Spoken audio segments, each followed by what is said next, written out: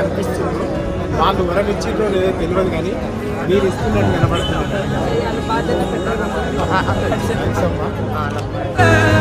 సంబంధించి ఒకటి నాకు బస్సులలో దిగేటప్పుడు అసలు ఎక్కడ స్టాప్ కాడు ఉన్నాము, మేము ఎక్కడ దిగాలి అనేది కనీసం సౌండ్ సిస్టమ్ లేదా వాయిస్ అలానే మీ స్టాప్ వచ్చింది దిగండి అనేటువంటి ఒక సౌండ్ సిస్టమ్ లాంటిది బస్సులలో ఉండాలి అని అన్నారు. రాత్రి నేను నిన్ననే ఆ శాఖకు సంబంధించినటువంటి పొన్నం ప్రభాకర్ గౌడ్ గారితో అదే విధంగా సజ్జనార్ గారి దృష్టి కూడా తీసుకెళ్లిన. మాకు కొంచెం టైం ఇవ్వండి మేడం, దాన్ని మేము మరి ఆలోచించి తప్పకుండా చేస్తామని కూడా చెప్పడం జరిగింది.